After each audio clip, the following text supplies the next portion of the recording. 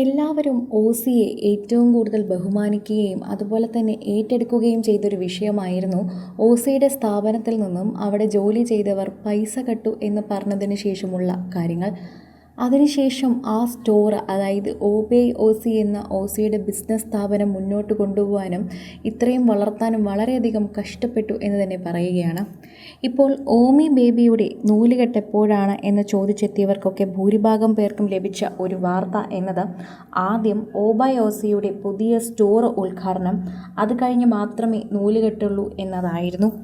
ഇപ്പോൾ ഓബേ ഓസിക്ക് പുതിയ സ്റ്റോർ എടുത്തിരിക്കുകയാണ്.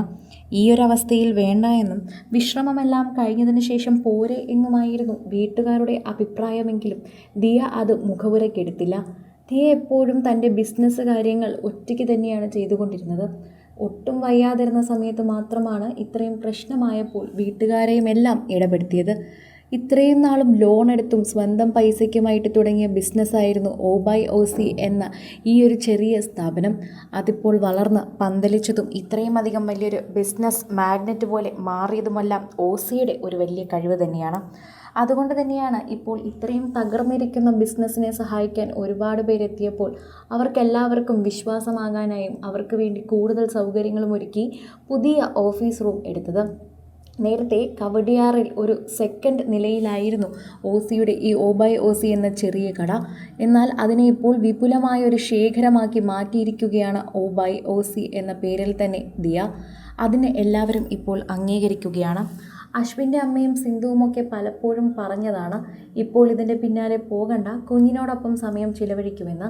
എന്നാൽ അതെല്ലാം തന്നെ കൃത്യസമയത്ത് നടത്തണമെന്നും ഒരുപാട് പേർക്ക് ഞാൻ വാക്ക് കൊടുത്തതാണെന്നും ദിയ പറയുന്നു. ഗർഭിണിയായി അമ്മയായി എന്ന് പറഞ്ഞുകൊണ്ട് ഒരുപാട് നേരം ഞാൻ ഇതുപോലെ കളഞ്ഞതുകൊണ്ടാണ് പലരും എൻ്റെ ബിസിനസ് ഇല്ലാതാക്കിയതെന്ന് ദിയയ്ക്ക് നന്നായിട്ടറിയാം. ദിയ ഇനി ആശുപത്രിയിലാണെന്നും ദിയ വരില്ല എന്നും മനസ്സിലാക്കി അവിടെ പണം അടിച്ചു മാറ്റിയവരായിരുന്നു മുൻപുണ്ടായിരുന്ന ജോലിക്കാർ.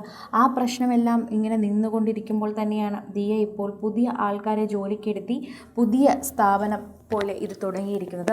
എല്ലാവർക്കും വിശ്വാസം വരാനും എല്ലാവരും തന്നിൽ വിശ്വാസം അർപ്പിച്ചു എന്ന് മനസ്സിലാക്കിയുമാണ് ദിയ ഈ തീരുമാനം എടുത്തത് എന്ന് തന്നെയാണ് പറയുന്നത്. ദിയയുടെ ഈ തീരുമാനം ഇപ്പോൾ എല്ലാവരും അംഗീകരിക്കുന്നുണ്ട്. വളരെ നല്ലൊരു കാര്യമാണ്. ശരിക്കും പറഞ്ഞാൽ ദിയയുടെ ഈ തീരുമാനം ഈ ഒരു സമയത്ത് വേണ്ടതായിരുന്നു. എന്നാൽ അമ്മമാർ പറയുന്നതനുസരിച്ച് നോക്കിക്കഴിഞ്ഞാൽ ദിയ അതും ശ്രദ്ധിക്കുന്നുണ്ട് എന്ന് ഞങ്ങൾ പറയാം. ദിയയെ ഞങ്ങൾ ആരും കുറ്റപ്പെടുത്തുന്നില്ല. ദിയ തന്നെയാണ് സ്വന്തമായി ഈ സ്ഥാപനം ഇതുവരെ എത്തിച്ചത്. അതുകൊണ്ട് ഇത് മുന്നോട്ട് കൊണ്ടുപോകാനും ദിയയ്ക്കറിയാം എന്ന് പറഞ്ഞ് അമ്മമാർ പറയുന്നത് ശരീരം ശ്രദ്ധിക്കാൻ വേണ്ടി മാത്രമാണെന്നും അതും ദിയയ്ക്ക് മനസ്സിലാകുന്നുണ്ടെന്ന് ഞങ്ങൾക്കറിയാമെന്ന് പ്രേക്ഷകർ പിന്തുണയുമായി എത്തുന്നുണ്ട്.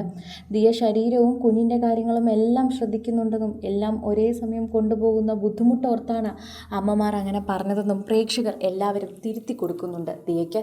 എന്തു തന്നെ ആയാലും പ്രേക്ഷകർ ഏറ്റെടുക്കുന്നൊരു വാർത്തയായി തന്നെ ഇത് വേഗം മാറുന്നുമുണ്ട്. കൂടുതൽ സിനിമ, സീരിയൽ, ചാനൽ വാർത്തകൾക്കും നിങ്ങളുടെ പ്രിയപ്പെട്ട താരങ്ങളുടെ എക്സ്ക്ലൂസീവ് അഭിമുഖങ്ങൾക്കുമായി സബ്സ്ക്രൈബ് ചെയ്യാൻ മറക്കല്ലേ.